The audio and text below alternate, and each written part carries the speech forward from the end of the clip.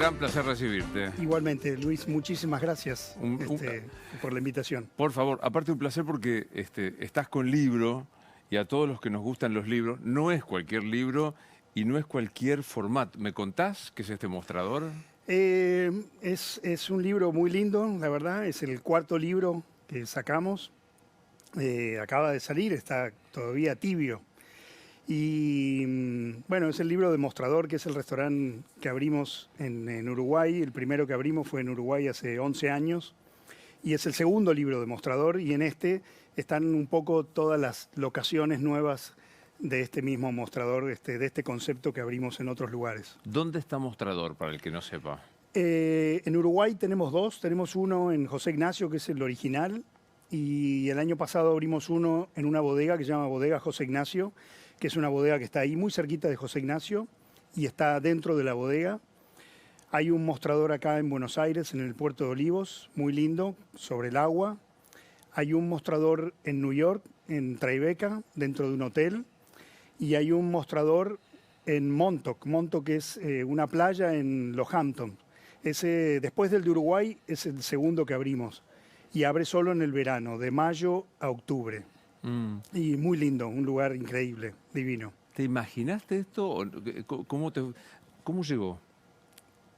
No me imaginé nada, nada. O sea, nada de lo que me ha pasado en la vida me lo imaginé nunca. La verdad, no, nunca. Ni siquiera cuando no salías porque no te gustaba bailar y le cocinabas a tus amigos. Es un cuento real ese, ¿no? Sí, absolutamente. Contame un poco eso. Yo fui, digamos, mi padre. Nosotros perdimos a mi madre cuando yo tenía 11 años. Entonces nos quedamos mis dos hermanos, yo tengo dos hermanos mayores, y nos quedamos mis hermanos junto con mi papá, bueno, viviendo solos.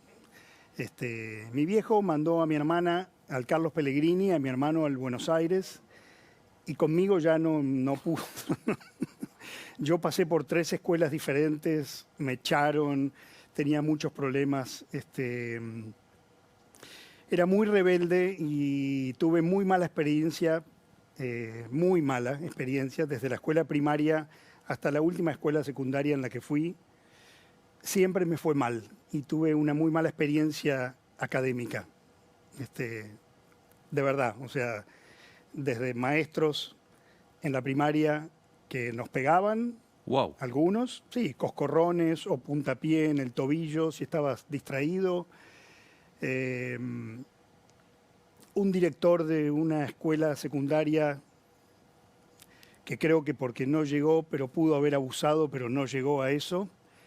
Y una última escuela, un último intento que hice para terminar el secundario, ya me fui a una escuela nocturna, que era un descontrol y las materias se arreglaban con los profesores y le llevabas una botella de whisky al de matemática.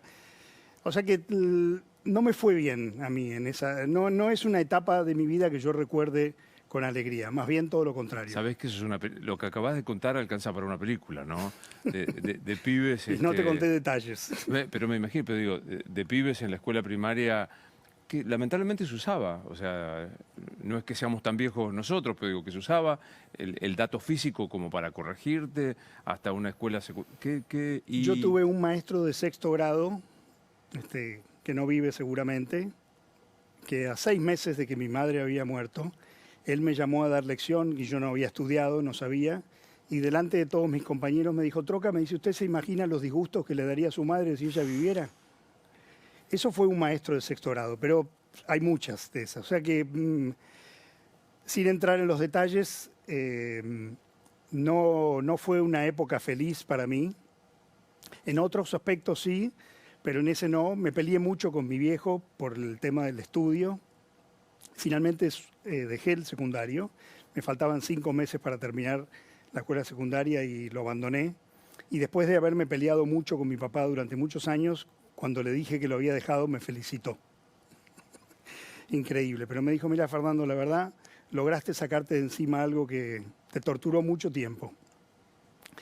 Y bueno, en esa época, bueno, todos mis amigos iban a bailar. A mí no me gustaba. No me gustaba el hecho de llegar a un boliche y que alguien en la puerta decidiera quién entraba y quién no por mirarte, no sé, o cómo estabas vestido, o la cara que tenías. Ya eso me ponía muy mal a mí. Eh, digamos, era muy común que ir al boliche y que vos intentaras entrar y que le dijeras y le inventaras un cuento. Todo eso me ponía de mal humor, entonces no iba a bailar. Y por otro lado, en esa época, cuando ibas a bailar, tenías que sacar a bailar a las chicas, y las chicas generalmente, las primeras 4 veces o 3 veces decían Mira, que no. no. Tampoco me gustaba eso. Entonces no iba a bailar directamente. Tenía unos amigos muy divinos, que eran igual que yo, les gustaban las mismas cosas, y nos quedábamos, jugábamos a las cartas en casa de ellos, y yo cocinaba. Y el plan era ir al supermercado, hacer las compras, pensar lo que íbamos a comer, y después quedarnos en la casa jugando las cartas y bueno, pasándola bien, riéndonos. Pero ¿cómo llega la habilidad para cocinar? ¿Te diste cuenta cuándo? No, yo tuve una abuela hermosa, mi abuela Serafina, que fue la mamá de mi mamá. Mi abuela tenía una pensión en San Telmo. Nosotros vivíamos en Barrio Norte, ahí se enfermó mi madre y decidieron con mi papá cambiar de casa. Y se alquiló esa casa donde vivíamos y nos fuimos a vivir a San Telmo.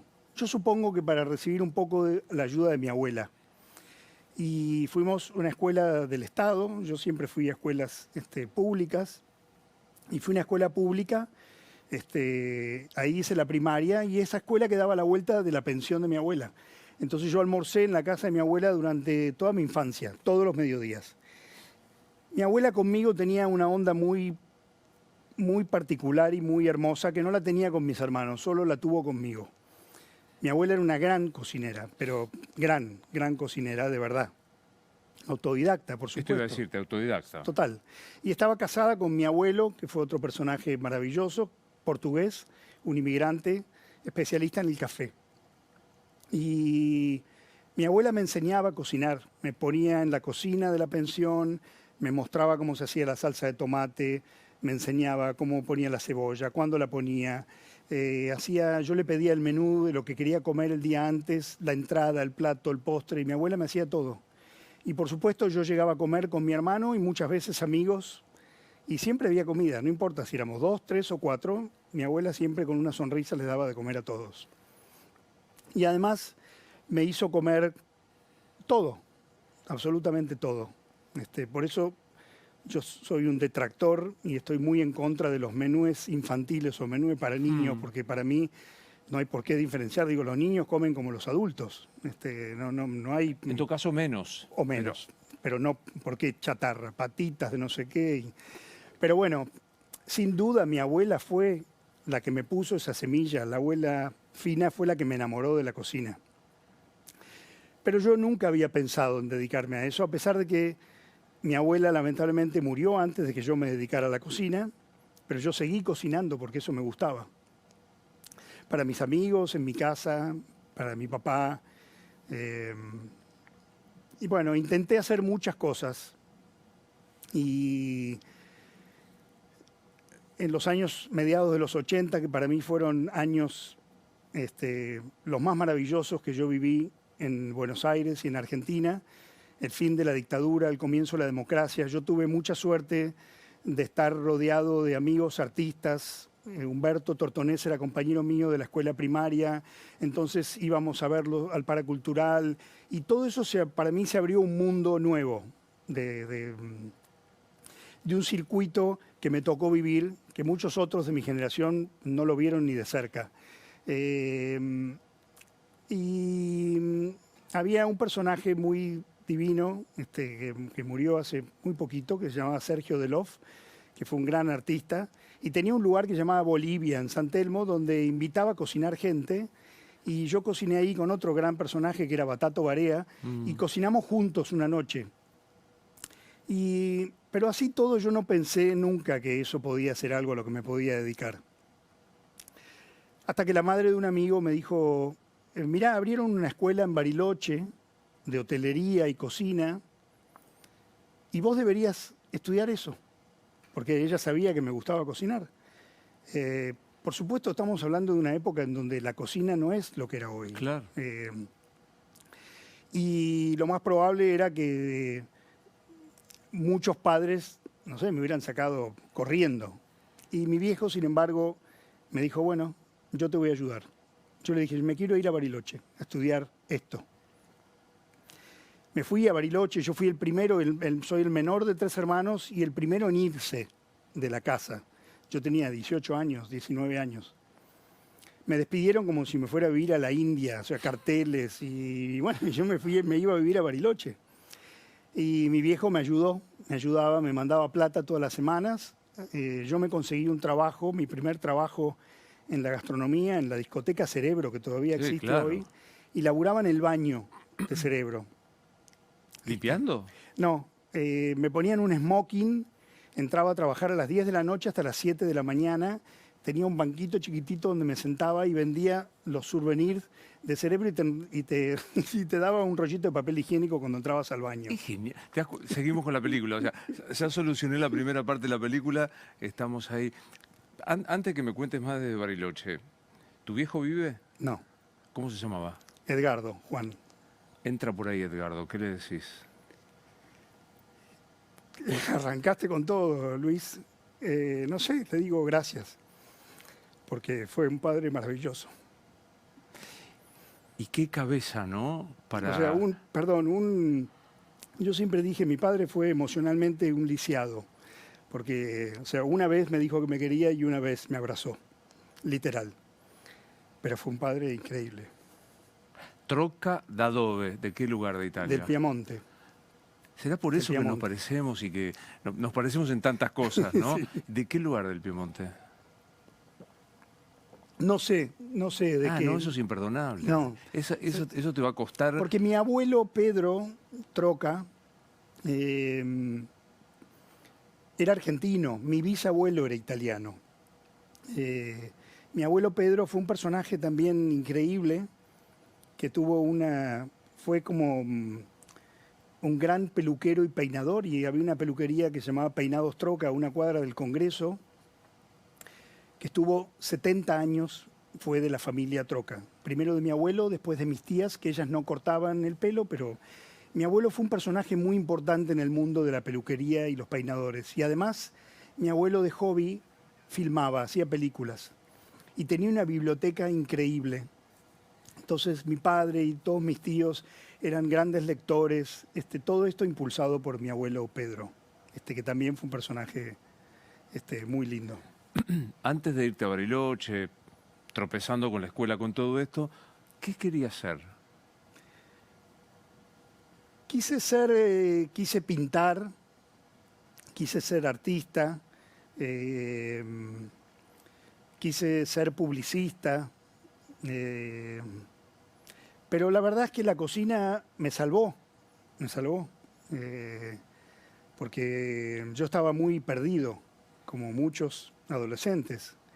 Y la verdad que siempre le digo a mis hijos, descubrir una vocación y una pasión de tan joven y de tan chico es algo, no sé, como una bendición. Yo no soy religioso, pero siento que es algo que me pasó y que no le pasa a mucha gente y que eso me acomodó toda mi vida entera. Me puso en un lugar y yo me enfoqué ahí y bueno, y fui para adelante hasta hoy. Bueno, ¿cómo no querer ser artista? Pensaba, mientras hablabas, ¿no? Digo, bata, turda, pilleta, tortones, las gambas. Casero era amigo mío del barrio cuando teníamos 17 años. Alfredo venía a mi casa y mi papá había comprado un grabador, compraba los cassettes TDK vírgenes y él ponía rec, así como te digo, rec, y arrancaba a hacer un programa de radio improvisado con mi hermano y conmigo, y él hacía de conductor, de invitados, poníamos la música. Esos cassettes mi viejo los escuchaba con sus amigos y se mataban de la risa. Sí, tuve suerte. Estabas rodeado. Estabas rodeado. Estaba rodeado. Bueno, nos vamos a Bariloche, smoking, baño, Smoking, baño en Cerebro. rollito de papel higiénico. Sí, y vendía, no sé, ceniceros, un póster de Cerebro. Y ahí laburé varios meses Mientras yo iba a la escuela, que no había abierto, pero se había inaugurado, Alfonsín había ido a inaugurarla, hasta que un día el director de la escuela, que me veía todas las semanas, me dijo, mira, si vos lo que querés es aprender a cocinar, metete a trabajar en un restaurante. Me dijo, esta escuela le falta mucho. Esta escuela no tiene profesores, no hay alumnos, vos y 3 más hay que quieren venir acá. Entonces, ese es el consejo que yo te puedo dar. Y ahí me volví a Buenos Aires y a la semana que llegué empecé a trabajar en un restaurante. Un amigo me hizo entrar en un restaurante que se llamaba La Tartín, que estaba en la calle Mansilla y Coronel Díaz. El chef era Paul Acema, que fue mi primer maestro en la cocina. Yo no tenía la menor idea, o sea, cocinaba en mi casa, pero de repente entré a un restaurante y fue un mundo que me alucinó, me volví loco. ¿En cuánto se parece? Viste que hay mucho reality, bueno, Sí, sabes de qué se trata, pero incluso este que no me acuerdo cómo se llama, tan tremendo, de que, no sé, Master Hell o no sé qué, que es tremendo, que es una tragedia la Sí. cocina y que es una dictadura y que el chef... ¿A cuánto se parece eso? mucho, lamentablemente mucho. ¡Wow! En muchas cocinas, muchas otras no. Yo siempre digo, yo trabajé 5 años, trabajé muchos años con Francis y nunca lo escuché a Francis levantar la voz, nunca lo escuché hablarle mal a un cocinero.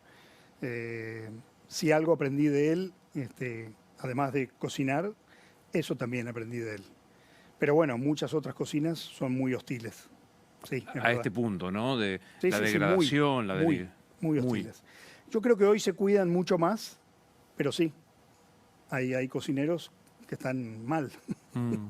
Gente que está mal. Sí, gente que está mal. Arrancaste ahí, tu primer maestro te empieza a decir, y vos dijiste, es acá, es esto, ¿no? Es acá, es acá. Era un restaurante muy loco, todo lo que pasaba ahí, pero fue un restaurante que estaba como de moda.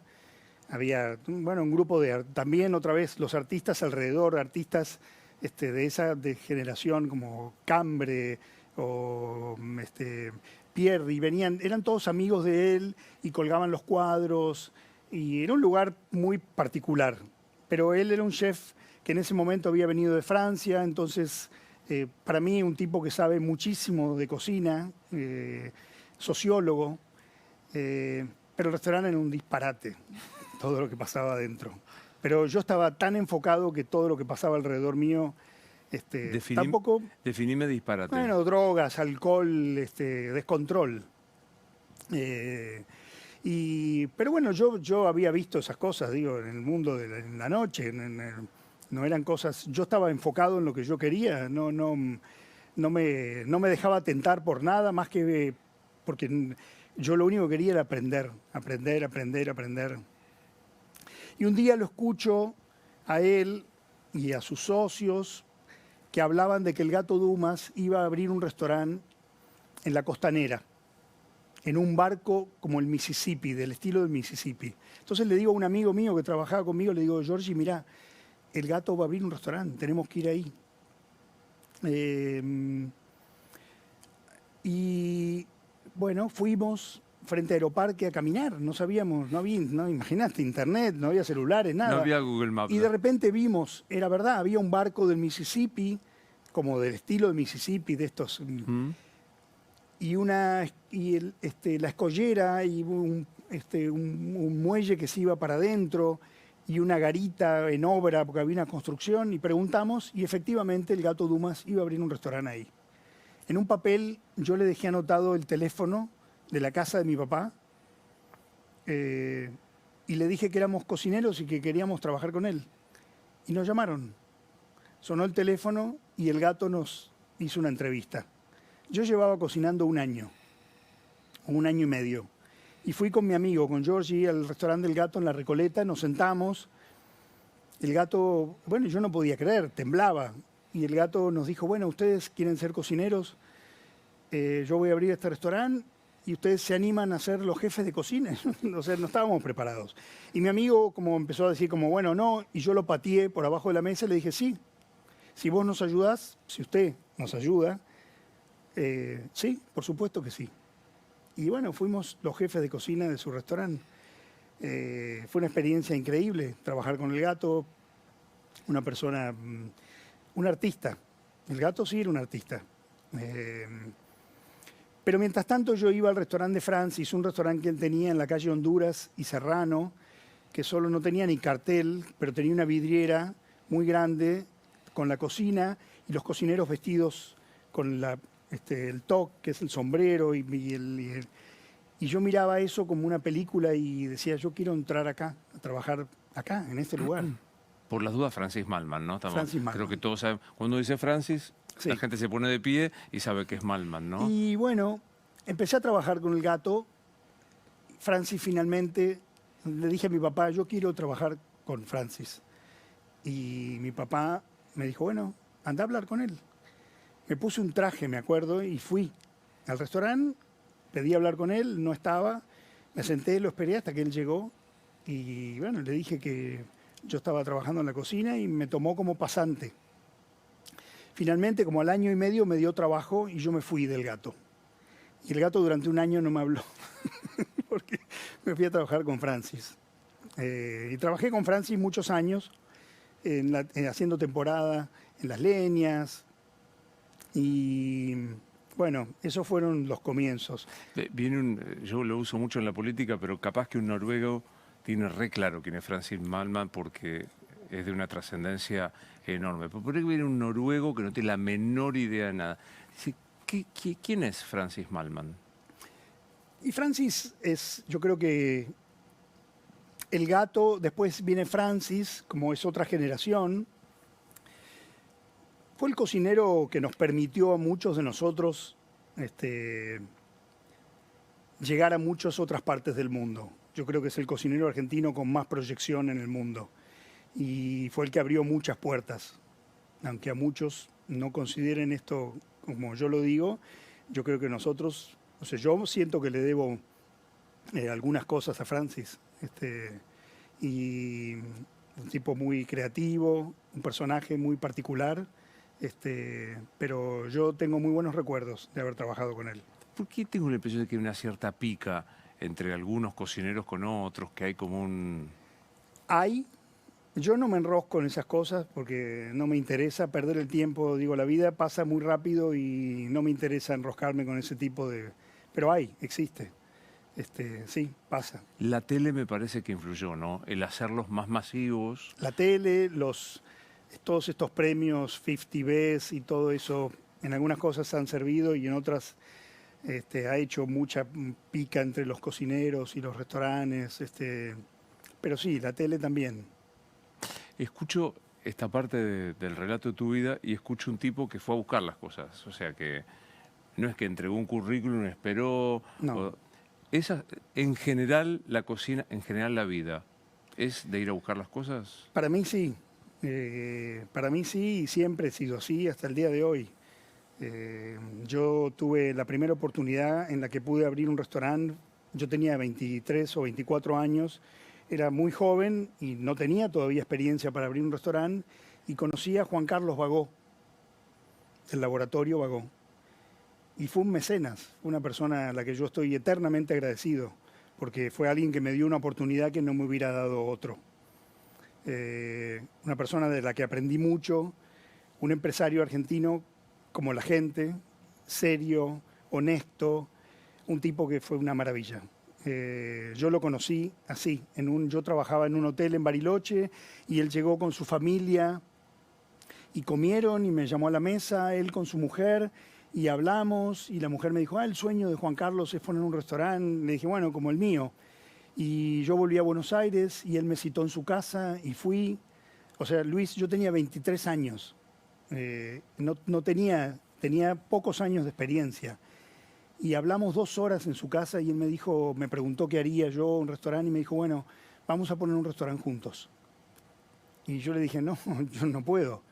Y me dijo, sí, yo me voy a ocupar del dinero, me voy a ocupar yo. Vos te vas a ocupar de lo que vos sabés. Y vamos a abrir el mejor restaurante de Buenos Aires, porque cuando yo hago las cosas, quiero hacer siempre lo mejor. Y bueno, así fue. Pusimos un restaurante juntos, perdió mucho dinero, yo la pasaba mal, y al mismo tiempo él me decía, quédate tranquilo, no te preocupes, yo me ocupo de esto. ¿Ese restaurante se llamaba? Liers. Estaba en De María y Sinclair, Y fue un restaurante que cuando lo abrimos nadie sabía ni quiénes éramos, ni de dónde veníamos, ni quién era yo. Y Liers fue uno de los 5 mejores restaurantes de Buenos Aires. O sea, lo logramos. Y él siempre, siempre incondicionalmente me apoyó. Y yo después de 5 años decidí que me quería ir a vivir a Nueva York. Porque era una ciudad que me volvía loco, que me apasionaba, que había conocido Europa y Nueva York en el mismo viaje. Cuando logré viajar, yo soñaba con viajar en una familia que no viajaba, porque mi padre viajó una vez en su vida a Europa, y yo soñaba con viajar, yo quería viajar. Cuando logré viajar, empecé a trabajar y hice pasantías en Europa, en España, en Italia, en San Sebastián, en Francia, y llegué en ese viaje, terminé en Nueva York. Cuando llegué a Nueva York me volví loco. Me corrió una adrenalina por el cuerpo que todavía hoy me sigue pasando, aunque no volvería hoy a vivir a Nueva York. Y yo dije, yo quiero venir a vivir acá. Y iba todos los años. Compraba cosas, compraba equipamiento, me compraba libros, salía a comer, iba a los restaurantes. Y un día había nacido mi hijo, mi primer hijo, Pedro. Tenía 1 año y yo dije, bueno, si yo no me voy ahora, no me voy más. Y dije, bueno, tengo que irme. Y no lo pensé mucho. Para mi viejo fue una locura lo que yo estaba haciendo. Porque iba a dejar una oportunidad como la que te cuento con Juan Carlos, un tipo que podría haber sido socio hasta el día de hoy de él, seguramente. Y decirle a él que me iba fue lo más difícil. Me tuve que tomar un calmante para ir a verlo. Y le dije, me quiero ir a vivir a Nueva York. Y quiero ir a aprender. Y él no entendía y yo le dije, tus hijos cuando se recibieron los mandaste a hacer máster. Para mí es ir a hacer un máster. Y me fui, yo no tenía laburo, no tenía papeles, no hablaba una palabra de inglés literal, no tenía nada. Vendí mi ropa, hice una feria americana, vendí todo, compré un pasaje, me fui primero solo y fue una locura, pero no la pensé, pero fui atrás de ese sueño. ¿Cuánta data más me vas a dar para la película? O sea, porque el guionista está un poco... Llegás a Nueva York con los mangos contados, Sí. Me imagino. Pero con buenos amigos. ¿Y a dónde fuiste a arrancar? A vivir en la casa de unos amigos. A la semana empecé a trabajar en un restaurante argentino. A la semana. Y no paré. Y ahí trabajé. Después llegaron mi mujer, mi hijo. Alquilé un departamento. Y a los 5 meses, 4 o 5 meses, me di cuenta que el sueño, lo que yo quería, no lo iba a lograr porque yo quería ir a trabajar. Había como 5 cocineros con los que yo quería ir a trabajar para aprender. Y dije, bueno, esto no va a pasar porque ninguno de ellos me va a hacer los papeles a mí. Porque yo no hablo inglés, porque no tengo experiencia en Nueva York y porque hay 30 personas que pueden ocupar mi lugar. Y en el medio de eso, otro amigo me dice, sí, quiero que conozcas a un francés que tiene un proyecto acá en Nueva York, tiene 2 restaurantes y va a abrir un restaurante de comida latina. La comida latina estaba en ese momento como empezando a pegar. Y yo fui a la entrevista con un amigo mío que hizo de traductor. Y cuando miraba eso de afuera, yo por un momento salía de ese lugar y decía, esto es un delirio, porque era una locura, porque él buscaba un chef y yo, no sé, me parecía una locura postularme para eso. Pero yo tenía una buena carpeta armada de notas que habían salido en este restaurante que habíamos tenido acá. Y me acuerdo que él miró todo eso y me dijo, ¿por qué te viniste a Nueva York? ¿Como te escapaste de algo? Entonces yo le digo a mi amigo, preguntale a él por qué se vino de París a New York. Y él me dice, porque New York es una ciudad que me apasiona y le dije, bueno, por la misma razón me vine yo. Y me dijo, bueno, vení la semana que viene y hace una prueba de cocina. Y bueno, yo ahí me sentía tranquilo. Hice una prueba, cociné para él y sus inversores. Y me sentaron en la mesa cuando terminé la comida, cuando terminaron de comer. Y él me dijo, bueno, vas a ser el chef de nuestro restaurante. Sin hablar inglés. Sin hablar inglés. Con un traductor mediante. Ahí en esa noche no había traductor. No sé, yo le entendí, eso entendí. Y él me dijo, mañana te voy a poner en contacto con el abogado, nosotros vamos a ser tus sponsors, te vamos a hacer la visa. Wow. Salí llorando de ese restaurante porque no podía creer lo que me estaba pasando, porque yo ya estaba pensando que me tenía que volver, porque no me quería quedar ilegal. Y fui el chef de este restaurante que se llamó Van Damme, que que fue un restaurante en la calle Van Damme, en el Soho. Fue un restaurante que se puso muy, pero muy de moda en Nueva York, muy de moda. Para mí fue muy bueno, para ellos no, porque todo lo que se pone de moda sube y después, así como sube, se cae. Pero bueno, mientras estuvo arriba le di de comer a Bowie, a Eric Clapton, a De Niro, a todos, Luis, venían todos. Vuelta a los artistas, ¿no? O sea, Vuelta a los artistas, es verdad, no lo había te pensado. siguen dando vuelta. Es verdad. Yo te escucho y hay 2 o 3 cosas que dan vuelta en vos permanentemente. Tu viejo, los artistas y el esfuerzo. Y mi viejo fue un remador. O sea que seguramente mucho viene de ahí también. ¿Qué hacía tu papá? Mi viejo laburaba en seguros. Él se había hecho un estudio y se había inventado un trabajo para hacerles, les hacía trabajo a las compañías de seguro. Se había inventado él un laburo y él trabajaba como asesor de compañías de seguros y les hacía trabajos administrativos a las compañías de seguros. Y bueno, trabajó de eso, conoció a mi madre en eso, después siguió trabajando en eso, hasta que su trabajo ya se disolvió porque, no sé, cambió el mundo del seguro y cuando dejó de laburar, yo creo que ahí fue que se empezó a morir. Y bueno, sí, yo creo que es así, digo, no sé, todos tenemos que remar un poco. Y el viejo empezó a ver, tu papá vio supo de Nueva York, supo de Van Damme, y supo todo. Supo todo.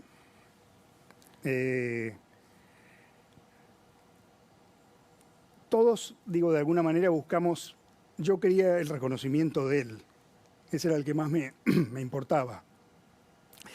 No era que él no me reconocía, pero él, como había un ojo, una mirada crítica siempre puesta en mis decisiones, en irme a vivir a Nueva York, después yo me fui a vivir a México porque tuve una oportunidad de abrir un restaurante ahí, después trabajé muchos años en Londres para una compañía, siempre me fueron apareciendo estos personajes como Juan Carlos Bagó, el francés de New York, un israelí para quien trabajé muchos años, gente que aparecía y que me daban muy buenas oportunidades.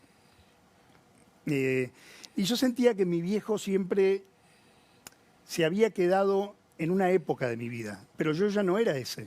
Yo ya no era ese adolescente rebelde, quilombero, digamos. Cuando él murió, voy a contar algo si puedo, su mujer me dio una caja donde él tenía guardados todos los recortes de... Wow. Y bueno, para mí ese fue el mejor reconocimiento. Vaya si te reconoció. Vaya si te reconoció. ¿Algún otro lugar más? Voy a cumplir el récord de emocionarse acá, ¿no? Nueva York, nos va bien con Van Damme, de ahí te vas a México, por una oportunidad. ¿Algún otro lugar más te fuiste a cocinar? Uy, Es carísima la película que estamos haciendo, porque no tengo dinero para tanta locación. Mi profesión siempre me hizo viajar mucho, me hizo ir a lugares donde no hubiera llegado de otra manera. Me gusta mucho viajar, es algo vital para mí, necesito viajar para abrir la cabeza, para nutrirme, para conocer gente, para aprender. Y bueno, viajo mucho, tengo la suerte de poder viajar mucho por mi profesión. Sí, cociné en muchos lugares, invitado en Japón.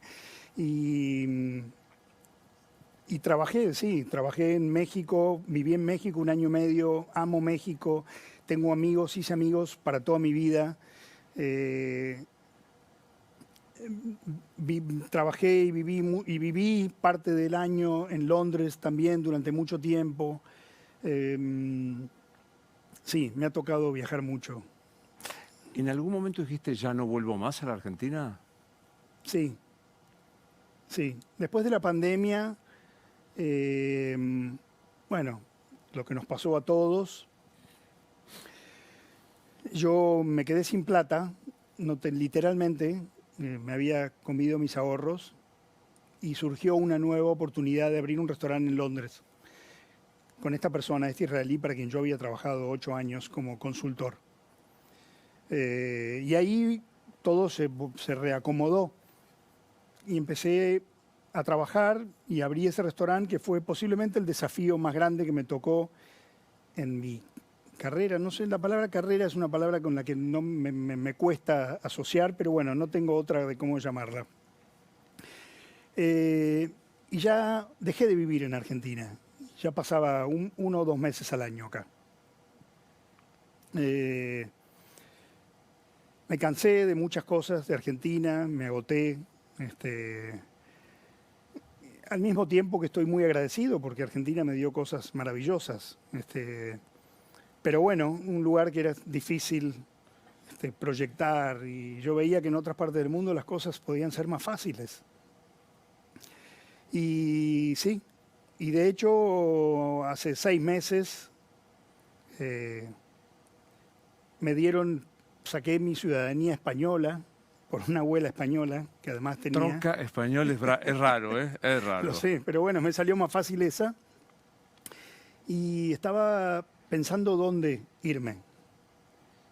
Y todo cambió en los últimos meses. ¿Y qué pasó? Yo estaba pasando 6 meses al año en Londres para este proyecto y decidí que no quería más eso. Porque esta compañía con la que abrimos este restaurante Sucre en Londres y en Dubái se había convertido ya en una compañía muy grande, muy grande. Tan grande que yo me sentí ya desconectado. Y dije, bueno, no quiero yo seguir invirtiendo tanto tiempo acá. Quiero hacer cosas más mías, personales, como Mostrador, que es un proyecto más propio y donde mi voz tiene mucho valor. Pero tengo muy buena relación con ellos. Me senté y yo dije, yo no... entonces hicimos como un nuevo acuerdo. Volví a Buenos Aires. Mi hija vive acá y mi casa está acá. Y de repente me encontré varios meses acá, algo que no me pasaba hacía mucho. Y decidí hacer una serie de escenas a puertas cerradas en el taller de pintura de una amiga, otra vez. Y mi amiga Jimena me dice, usa el taller. Y hice 8 escenas, 200 personas. Y las promocioné por Instagram. Y en 2 días se vendieron todas.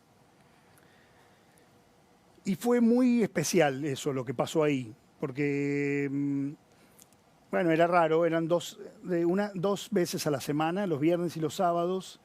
Eran 28 personas cada noche, sentadas todas juntas, en un menú que no sabían lo que era. Ellos me tenían que decir si había alguna restricción. Yo cambiaba el menú todas las semanas y era algo muy personal, muy íntimo. Y fue hermoso, la gente, lo que me devolvió la gente. ¿Viste? Las redes pueden ser una cloaca horrible. Y yo no puedo decir eso, porque la gente me tira tan buena onda, siempre la gente es tan cariñosa conmigo que siempre hay algún estúpido que... Pero por suerte no me sucede mucho. Confirma la regla apenas. Y bueno, hubo gente que se vino desde Venado Tuerto, venían a esas comidas, y todo eso me hizo pensar un poco en todo, como replantearme un poco todo. Y decir, bueno, Buenos Aires es el lugar más fácil para mí. Porque yo soy de acá, porque acá están mis amigos, porque acá está la gente que quiero, porque acá hay mucha gente que me quiere. Y me estaba yendo de viaje a Nueva York y Martín Pitaluga, que es mi hermano del alma y socio y amigo, me dijo, Troquita, abrite un lugar vos, tuyo. Y bueno, estoy en eso. ¿Vas a abrir? Voy a abrir Troca por primera vez. ¡Wow! ¿Se va a llamar Troca? Se va a llamar Troca. ¿Sabemos por dónde? Voy hasta donde me dejes preguntar. Sí, me quise ir fuera. O sea, yo siento que todos están yendo en una dirección y yo estoy yendo en otra dirección. Y siento que yo quiero ir hacia atrás y no hacia adelante. En lo que quiero hacer, en el concepto, en el lugar, en el ambiente, en la decoración. Quiero hacer un bistró, quiero volver al mantel, quiero hacer otra cosa Estoy contando mucho, pero no importa. Está bueno que sea acá además. Y también quise irme fuera de todos los circuitos. Y me fui a un barrio que se llama Villa Pueyrredón, que no sabía bien ni dónde era yo. Y ahí voy a estar, en una esquina hermosa. Qué bueno. Después de alguna recorrida, listo, yo por ahora estoy buscando inversores para la película, me va a llevar un tiempito. ¿Cuál es el sentido de la vida, Fernando? Es una pregunta profunda y no la voy a responder de manera tan profunda porque voy a tratar de ser espontáneo y creo que para mí es esto, es vivirla, es disfrutar con mis amigos, con mi familia, con la gente que quiero, hacer lo que me gusta, dejar algo acá, dejar algo, ser una buena persona, ser honesto con lo que crees, con lo que pensás, con la gente que te rodea, compartir, ser generoso y muchas cosas más, pero eso creo que es el sentido de la vida. ¿Tienes un primer hijo, Pedro? Y una hija, Joaquina. Mi Pedro tiene 28, vive en Madrid hace 3 años y Joaquina cumple 19 ahora. ¿A qué se parece cuando un hijo te dice, papá, te quiero? A nada, no es comparable con nada. Es una maravilla. Yo tenía mucho miedo que me pasara lo de mi viejo y no, por suerte no. Hay mucho amor que fluye y sale todo el tiempo. Te quiero, te amo, te extraño. Ellos a mí, yo a ellos. Y está buenísimo. ¿Y qué querés para ellos? Quiero que sean felices. Que sean felices. Y intento ser un buen padre. Nadie me enseñó a ser padre, o sea que voy aprendiendo sobre la marcha. Y eso quiero, que sean felices. Uno podría tener el prejuicio con tu viejo, pensaba, dedicó a los seguros, una cosa que luce como más cuadrada, a que él fuese prejuicioso y sin embargo sabemos que te bancó. Ándate a Bariloche, junto a los recortes. No, mi viejo era un tipo muy abierto y se podía hablar todo con él. A los 17 años yo fumaba marihuana y mi viejo me encontró los porros en mi escritorio y no me los tiró, lo que cualquier padre hubiera hecho en esa época. Me sentó y solo quiso saber si él se tenía que preocupar, si yo estaba consumiendo otras drogas y dónde compraba eso. Y la verdad que yo al principio le hubiera mentido, pero él fue tan sincero que dije, no le voy a mentir, porque él lo que necesita es que yo le diga la verdad. Y yo le dije, no te preocupes, no tenés que preocuparte. Está todo bien, le dije. No consumo otras drogas.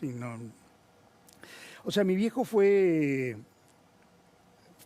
mi papá, sus hermanos, era una familia muy cabeza abierta. Fuimos educados, no sé, hay palabras, por ejemplo, que en mi casa estaban prohibidas por mi viejo. Y yo hasta el día de hoy son insultos que no utilizo. Idiota, imbécil, tarado, gordo, estaban prohibidas en mi casa. No se podía decir eso. Era un clásico, mi hermano y yo nos peleábamos y era callate, estúpido. Y son palabras que yo ya las eliminé. No sé, ciertos valores que mi viejo nos educó muy bien. Por eso creo que sí, fue un gran padre. No le costaba mucho la parte emocional, mucho. ¿Para qué sirve la plata? Para hacer lo que tenés ganas de hacer, para hacer lo que te gusta, para hacer felices a otras personas, para viajar, para estar más tranquilo. Yo durante muchos años, muchos años, Luis, el dinero era una carga en mi espalda. Yo estaba ahí siempre contando el mango. Durante muchos años de mi laburo no ganaba lo que yo quería, ganaba lo que me pagaban y yo aceptaba. Siempre hablo con un amigo, un gran cocinero brasileño, Alex Atala. Siempre decimos, la carrera del cocinero es una carrera muy, muy larga, muy sacrificada y muy compleja, y donde si tenés suerte, porque te tiene que acompañar un poco la suerte. En algún momento podés pegarle la vuelta y muchos otros como que quedan ahí. Pero bueno, creo que sirve para eso. En mi caso sirve para eso, para hacer las cosas que me gustan. Digamos, no necesito tampoco muchísimo dinero. Tanto más. Mitos de la cocina. ¿El huevo frito es con aceite o con manteca? De las dos maneras queda muy bien. Con manteca queda muy bien. Bueno, Francis me parece que es más de la manteca, pero... Sí, queda muy bien. Pero yo lo hago de las dos maneras. ¿La carne se come a qué punto? Al que te guste. ¿Incluso el pasado? Si te gusta, a mí no me gusta, digamos, la carne pasada. Pero yo soy respetuoso de los gustos de las personas. Digamos, ¿te gusta la carne pasada? Bueno, come la pasada. Mirá que si la comes a punto... Va mejor. Va mejor, pero bueno. Viste que me parece que se han democratizado un poco todo esto, porque antes había que tal carne con tal vino, tal coso, y hoy hay como una mayor... que uno se siente, digo, a mí me gusta comer carne roja con vino blanco y no me siento un rarito por hacer. Yo siempre fui así. Digamos, hace muchos años hice un programa de televisión que se llamaba Maridaje. Y cuando me llamaron yo dije, yo no practico el maridaje. O sea, que van a hacer un programa conmigo, yo no creo en el maridaje. O sea, entiendo que hay vinos que van mejores con ciertas comidas, pero yo no lo practico jamás. Jamás. Cuando me siento en un restaurante, abro el menú y voy a comer lo que tenga ganas de comer, lo que el menú me excite, digo, este plato. Y abro la carta de vinos y voy a tomar el vino que me tiente en ese momento. No me va a importar si va a quedar bien o no con la carne, nunca voy a pensar en conjunto. Voy a pedir lo que tengo ganas de tomar y voy a pedir lo que tengo ganas de comer. Y creo que siempre va a funcionar bien. ¿Cuándo van a volver a cocinar con Lagunda? Cocinamos siempre con Lagunda. Cocinamos mucho con Lagunda. Y fue un programa maravilloso. Hermoso. Sí. Hermoso. Bueno, quedan algunas últimas preguntas que robé del entrevistador del Actor Estudio, que robó de uno francés, que robó de Proust, y así que no me siento tan culpable de tanto robo. ¿Cuál es tu palabra favorita, Fernando? Amor. ¿Cuál es la palabra que más detestás? Odio. ¿Cuál es el sonido en la vida que más te gusta? El silencio. Y para mí es un sonido. ¿Cómo? ¿Y el ruido que más te molesta? Los gritos. ¿Cuál es tu insulto favorito? Andate a la verga. Me agarré de los mexicanos. Los mexicanos tienen insultos espectaculares. Qué bueno. Traducido en inglés debe ser muy difícil, no sé cuál es. Y en inglés, bueno, ahora que recontrablas el inglés... Bueno, fuck you, creo que es la clásica. Es el que más va. Sí. Nos morimos y ¿qué pasa? Yo creo que, no sé, dejamos muchas cosas. Yo por lo menos quiero dejar cosas en la gente que quiero, en mis amigos, en mis hijos. Seguimos viviendo en el recuerdo de los que estuvieron ahí cerca y de los que van a seguir viviendo. Me encantaría pensar que algo más va a pasar. Como te dije, no soy una persona religiosa, pero a veces me gusta creer que hay algo, que no sé qué es, ni lo voy a saber nunca, pero está bueno creer que algo va a pasar, que no se va a terminar acá, que algo nuevo va a venir. Vienen bravas, así que agárrate. Entra Serafina por ahí. Y la abrazo fuerte. Y le agradezco todo lo que hizo. No sé lo que me enseñó, los abrazos, las risas. Mi abuela era una maravilla. Entra por ahí tu vieja.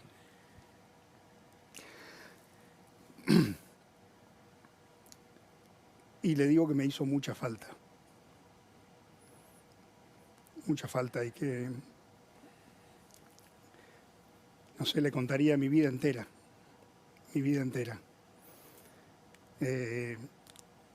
Yo por supuesto que tengo recuerdos de ella, a pesar de que la mayoría de los recuerdos son la enfermedad, pero era una mujer increíble, con mucho sentido del humor, divertida, inclusive hasta en los últimos momentos. Sí, la extraño mucho. La extrañé mucho, o sea, me hizo falta. Entra por ahí caminando, como te dice uno de tus amigos, troquita, a los 16, con unos 30 y pico, 40 de experiencia. Tengo 58. ¿Qué te tiró de las patas? Con 42 de experiencia, ¿qué le decís a Fernando? Seguí tu instinto, seguí tu pasión, confía, no pienses en el futuro. Nunca pensé en el futuro, Luis, nunca planeo nada. Hoy quizás que estoy un poco más grande, planeo un poquito más. Un poquito más quiere decir un poquito. También aprendimos que no sirve de nada planear en la vida, porque la vida te cambia todo el tiempo. La pandemia fue un gran aprendizaje. Le digo eso, hace todo lo que existe. A nivel profesional y laboral, hace todo lo que existe. Ahí no me equivoqué en muchas otras cosas.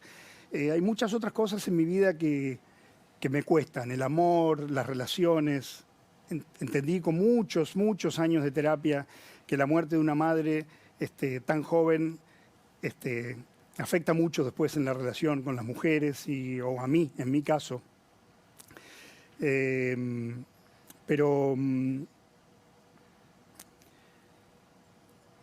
en mi trabajo y todas las decisiones que yo tomé profesionalmente, no me equivoqué en ninguna. Te juro, Luis, que cuando miro para atrás, digo, sí, todo estuvo bien, todo estuvo bien. Esa decisión de haberme ido a vivir a New York, que para muchos era una locura, irme a México, todo lo que hice, siento que estuvo muy bien y que me hace también la persona que yo soy hoy. Es la última de cajón. ¿Quién sos? Soy Fernando Troca, soy una persona muy sencilla, cocinero, padre de 2 hijos maravillosos, amigo, soy un gran amigo y tengo en mi vida cantidad de amigos que son mi columna vertebral y quiero seguir siendo esto que soy, no pretendo ser más. Bueno, se viene la fiesta, para mí es un regalo. Bueno, a mí me gustan mucho los libros, no solo por el contenido, sino como objeto. Es un libro de una belleza, de una edición, así que súper... Mira, solo voy a mostrar al azar. Ah, mira que encima qué fotaza. Encima qué fotaza. Súper recomiendo este libro. Me gustó mucho que hayas venido. Tengo una gran admiración intuitiva. Nos conocemos así a la lejanía, pero tengo una gran admiración por vos y me alegra que hayas venido. Muchas gracias, Luis. Y yo también estoy muy agradecido, te miro siempre y también me identifico. No solo porque mucha gente nos confunde, sino porque me gusta escucharte y creo que tus entrevistas son muy buenas y me encantó que me hayas invitado. Así que gracias. ¿Te jodes si por ahí me confunden y doy una receta? No, para nada, todo porque lo contrario. Digo, me da no sé qué decir que no soy Troca, más vale doy la receta. Gracias. Gracias a vos. ¿Sabías que el precio del oro nunca había estado tan alto? Es el momento de hacer valer tu oro, alhajas, relojes brillantes, monedas de oro, lingotes. ¿Dónde? En Joyería El Tasador. Joyería El Tasador, buena gente, expertos técnicos que tasan el acto y pagan en efectivo. Joyería El Tasador, 0800-222-8273. 0800-222-8273. Joyería El Tasador. Toda una vida dedicados a las joyas. Pensá vender al mejor precio. Visitanos. Joyería El Tasador. Avenida Corrientes 2810, esquina Pueyrredón. Joyería El Tasador. Tu tasador, mi tasador. ADN Developers cumple 20 años desarrollando proyectos de valor con más de 280.000 metros cuadrados construidos en calidad premium en zonas estratégicas de la ciudad. Los amigos de ADN están próximos a entregar el Dom Business Plaza en Libertador y Olazábal. ADN Developers cumple 20 años. Mirá. Somos ADN. Presentamos nuestros proyectos DOM en ubicaciones exclusivas, edificios con full amenities. Construimos más de 280.000 metros cuadrados. Calidad premium. Somos ADN. 20 años.